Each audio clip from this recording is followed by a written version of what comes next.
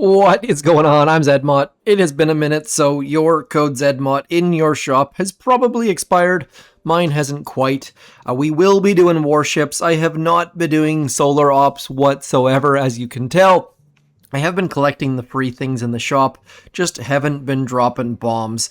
And when I have been dropping them, it just feels super unlucky, as you can see there. I've heard from a bunch of you that since they switched to checking on click, that you're not super happy with it. And I gotta say, I am with you because I'm just missing so much, and RNG random numbers just seem to be against me. Every single time I have a chance to get a ship, it just doesn't work until I get to that very last possible spot. So, just random. Random is thy name. We will jump into warships. I have done some testing for you. I had the ability to go to 6 engine rooms and get the building health just to see if it was a good idea or not, and I have no idea if it's going to blow up in my face or not, but you can see here I am still doing adequately okay. I was in the global top 150 until recently when I lost a couple, but winning more than losing, and all of these wins and losses have been at the 5 engine room level. I've played 0 matches at 6, so you can see Fritz, by the way, Fritz Ellie has beaten me so many times this season, 2 minutes 7. Otherwise, everyone else is like 130, couple fizzles, couple more than fizzles, 140, and then some more fizzles, and then me fizzling. But I've been doing okay, even against rocket launcher bases. So I'll show you what I've been doing. We are seeing some damage amplifiers out there, and what I've been doing, generally speaking, is one boat of CryoBombardiers has been fairly clutch for me, and then trying to get rid of these mines over here by having a heavy head in the right direction, and generally just trying to flare into places where my heavies are going to go one way and my troops will go the other way. And once those lasers get rid of that boom cannon, we've got one Laser Ranger that clears a bunch of the mines, and then my heavies get out front and clear other mines. And then just a little bit of luck, knowing that that cannon is going to draw Everspark, we need to get the heck away from that. And cryo bombs. It's just dancing. Like, it just really comes down to dancing. This person did not have max rocket launchers, which did help a tiny bit. Cryo bombs to clear some things. Dealing with mortars and just critters every which where. Now, I do have medkits, and I have loved me some medkits. Medkits have definitely won me some battles, and without them, I don't even know what I would be doing. Using the shock bombs to our benefit, getting some of our troops stuck back there as our critters go forwards. Again, cryo bombs, tiny shocks, I should say, on mortars, fairly important. You guys probably already know this, but maybe not. I guess I'm in the top 200, so I guess I'm doing better than some, just based on tech. And again, tiny shock on the rocket launcher, which was fairly obvious, but not all obvious things are obvious, because otherwise everyone would have common sense, and let's be honest, most people don't. Medkits, again, saving the day. Tiny shocks saving the day on mortars, and now Everspark's critters slowly getting through, but that CryoBombardier doing great work to keep our troops alive as well, because you're taking out an extra shock launcher, and Everspark's giving us some critters, and then just walking through. Once you're around the corner, it's easy breezy, generally speaking, but it's tough. It's tough sledding out there.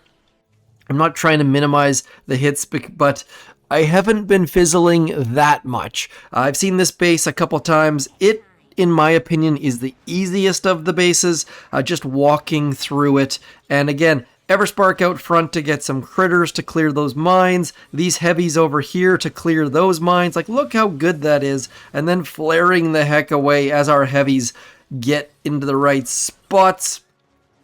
We lost a fair amount of Laser Rangers there, I gotta admit, but still clearing through the base. Laser Rangers doing a halfway decent job.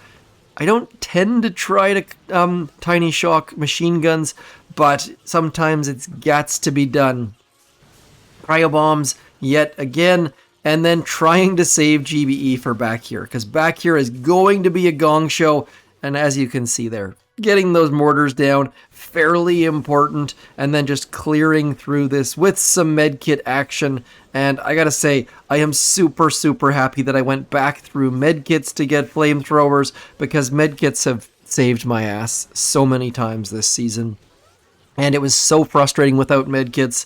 So if you want to look at your tech tree here, I came back, got shock launchers after the extra mortars, and then went back through medkits to get flamethrowers, and then got those boom mines. So I'm not sure if that's the standard way to do it. I feel like some of you might have gone through the cryo tanks, but I feel like this actually worked out better to save some keys. I'll show you one more hit, because there is one more base that I think, I said that was a bad base. There's an even worse base. Let's see if I can find it. I'm guessing it's Woohoo. Nope, come on, gotta find the base. It's somewhere out there. It wouldn't be 5-star Jerk, because 5-star Jerk, it can't be 5-star Jerk, can it? Nope.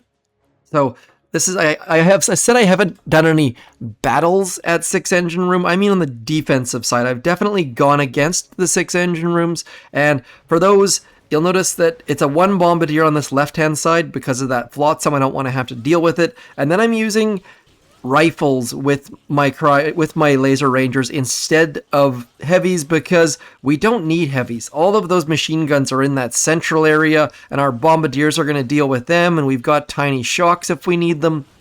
So generally switching from heavies to rifles, and that flotsam did absolutely nothing for us, and then we can just run away because we've got all of these critters for down here. We've got a cryo bomb, and then just clearing all of that stuff using our stuff and picking up the win. I don't know who 5-star Jerk is, but they're in the strongest task force in Boom Beach, so shoutouts to them. Maybe Fritzelli had the worst base. Nope, that wasn't the base I was looking for. Maybe it's fallen onto my log. I'm confused. Regardless, I'll show you my 1 minute 45 second time, which is not super quick, but it's halfway decent considering all of the stuff they have. And again, heavies on this right-hand side, I can't stress that enough, because they clear some of these mines, they come back for some of these mines, and you don't need heavies to deal with any of this stuff at all. You actually are doing worse if you have heavies, and so we get our heavies over here doing a halfway decent job and distracting that mortar, and don't have to throw a tiny shock for that mortar because all of that stuff has been distracted, and just walking on through and saving our GBE by having our heavies head over in that direction. Critters clearing that, tiny shock and medkits, and I'm pretty happy with these hits. They're not perfect under any definition of the word, but we've got cryo bombs and flotsams, and we do the pull-out maneuver in perfect timing here and about now, and then we get the medkit out, and the medkit keeps our Laser Rangers moving, and it is touch and go there. Like, look how red all of their health is, but Everspark's out of the way, dropping critters, and we've got CryoBombardiers dropping things. Let's just get into the question at hand, though. Will our opponents be better or worse?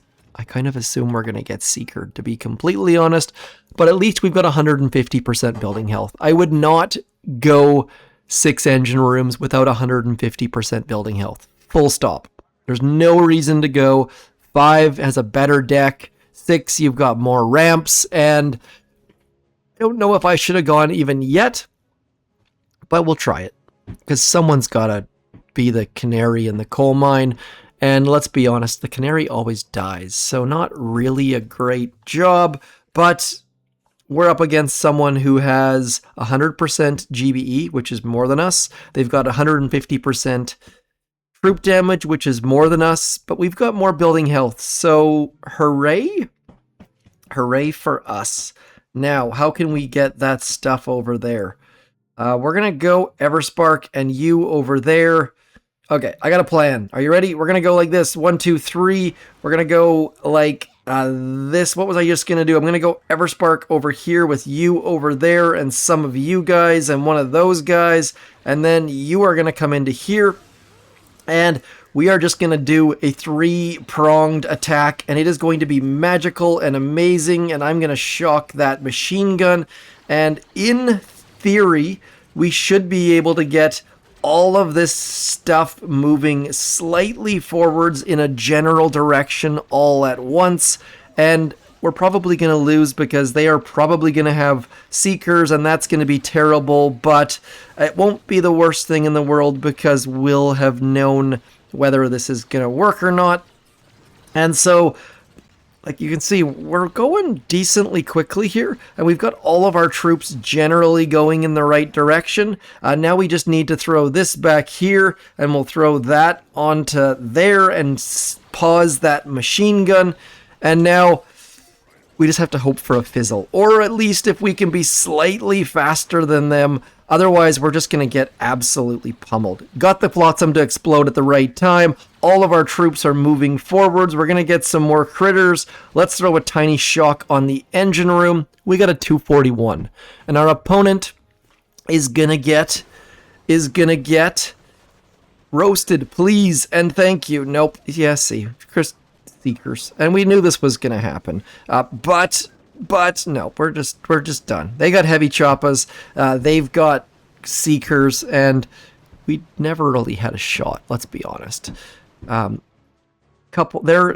at, what is that? Let's see here. They're Squiggles McBox thing.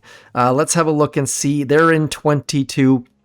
Have they been higher than 22? Let's see if we can find them quickly, just to see whereabouts they've been and where that rank was from, because it seems like that was a big loss. Like, was it that person? I think it was. So let's have a look at their profile. They have been almost to 23, so only one chest more than me, but clearly their tech. They don't have flamethrowers. We have to get into probably, I don't know, what's next here? Is it cannons or is it mortars? Mortars are good, but cannons are good too. So everyone has to get Seekers if they want heavy choppas, unless you're going to go through Scorchers. I don't think that's going to happen. But second Sky Shield might help, but probably more likely the Microwaver. Although with Sky Shields this season, it's going to be tough to turn down a second Sky Shield. So should you go into 6 engine rooms? Probably not, because you're probably going to get frustrated and lose to Seekers. I mean, I've got green mines and shock mines and boom mines and flamethrowers and the extra mortars and the Sky Shield and the shock launchers, and we're still getting wrecked by heavy choppas and Seekers. So not ideal. I probably should have stayed naked like I wanted to, but sometimes you gotta put some clothes on, and this got me into Diamond. It got me to 21.50, so my parking spot is already secured. The rest of it for the next 10 days is just gravy. Like to make it to 23, but we'll see how it goes. I predict a lot of people hanging out in 5 for quite a while, just because of that deck. Like, this ramp over here, the extra connections, it's just not ideal. But heavy choppas are, maybe stick around in 5 till you get heavy choppas. That's it for me. I am Zedmod. Thank you for coming in, liking, sharing, subscribing, code Zedmodding, but most importantly, keeping your sculptor moving and throwing a comment in the YouTubes. I'll talk to you soon. Thanks for coming in. Peace.